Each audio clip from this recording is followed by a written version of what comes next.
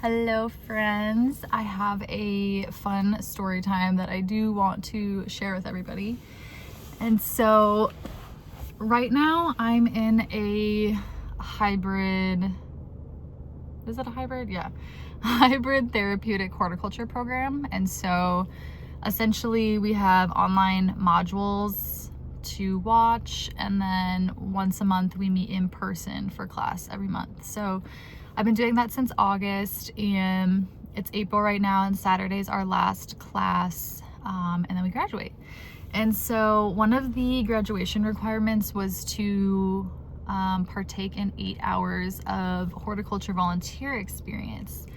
And so I kind of like waited till the last minute. I did do some in February. I did 2 hours, and I was like, it's April, I need 6 hours. So I like frantically scrambled to find some stuff. And last week I did 2 events, and I wanted to share about one in particular. So it was Thursday after work from 5 to 6:30 on like this new farm. And it's funny how our human tries to talk ourselves out of like any situation that you already don't feel comfortable in or don't really know like what to expect.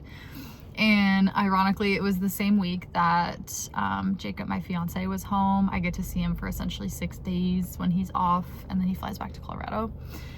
And so I had 2 back-to-back volunteer opportunities, and I was like, oh, I'm sorry, I'm taking away from our time together, but I was like, I really do need to get these hours done. And then, so like that was in the back of my mind, and then it was after working all day, and I was like, oh, the last thing I want to do right now is go volunteer, let alone go by myself and not know anybody. But the craziest thing is I went, had an amazing time. The volunteer leader was super cool, loved talking with him. And then there was a point where the very last activity that I did, I was partnered up with this girl. I'm like, do I say her name? I'm like, I don't know. But her name was Chloe. If you're seeing this, hey. But our job was to plant a row of corn in a raised garden bed.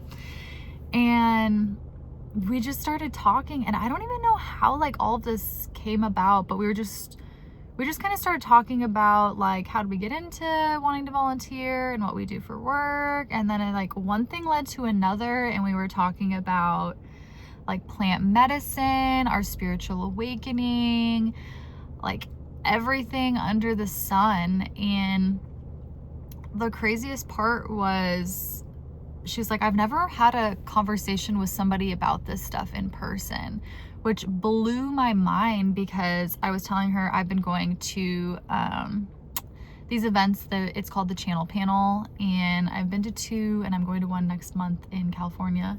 But it's basically an event where a bunch of channelers get together and you just meet everybody under the sun. And so talking about like all the woo-woo, spiritual topics, aliens, all that type of stuff, it's very normalized. And so I do feel like I've had quite a lot of opportunities to talk with other people about just like the deeper meaning of life and ways of living.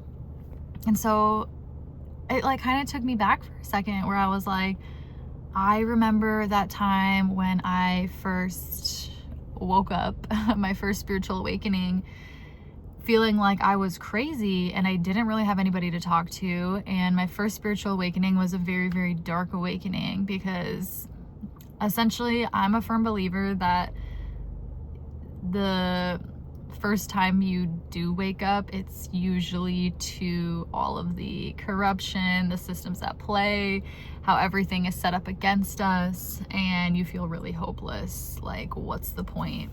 But stay with me. I'm also a firm believer that your second, third, fourth spiritual awakenings bring you back to the light, and it does get so much better.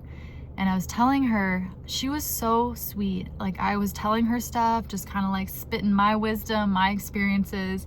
And I loved her confirmation. She was like, I have goosebumps right now when you said that type of stuff.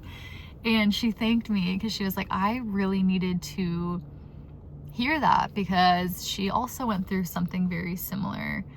And I don't know, I just love meeting people where you feel so seen and so connected, and I just felt like she was soul family. And in the 3 years that I've been living in North Carolina, I've made some friends here, but I don't really put myself out there. Like, I kind of wait for people to approach me. I'm definitely a black cat. But this was the first time that I asked her for her number. I was like, we should exchange numbers, we should hang out again, and we should see each other again. And leaving that event, I just felt like my whole essence was just like buzzing and just really happy. And then it was nice knowing that we just did some really meaningful work on this farm, and they're growing food and they're getting set up, and we were connected to nature, and it just felt so good to do that. And then like meeting a really cool friend along the way was like icing on the cake. Sorry, there's like somebody that, I don't know if you guys can see, they were like in my rear view. Is she pulling in next to me? Okay, I can do this. Okay, I think she's leaving. But anyways, all of this to say, it's crazy how your human self will try to talk you out of doing things that can be some of the best things that you do for yourself. And that's how you know when you're really meant to do something, is I feel like you will go kicking and screaming. Because that's how I felt going to this volunteer event. And then after leaving, I feel like I had like a little mini awakening, because we were talking about conscious communities and ways of living, and I like literally got the thought, I was like, I want to live on a homestead with this girl. Like, that's how I left.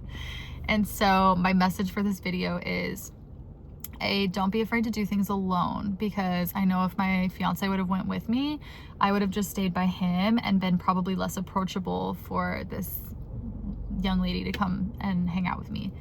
So don't be afraid to do things alone. 2, get involved in your community. I'm really guilty of it. I volunteered in high school and like never again. And so going out and doing these volunteer opportunities has brought so much soul fulfillment for me, even if it is just a small task. Doing something without expectation of pay, but being in nature and doing it for the earth. I know that's not everybody's jam, but that is like, that is more fun to me than like going out to the bars, if I'm being completely honest. So yeah, I just had an amazing experience doing all of that, and I felt really called to share that. If anybody has been feeling very stuck in life or just needing some sense of purpose, I highly encourage you to check your like local volunteer websites, pages, anything like that, especially if it can be nature-based, or litter pickup. I would really actually enjoy doing that too, probably. But yeah, I just wanted to share all of that. So yeah, bye.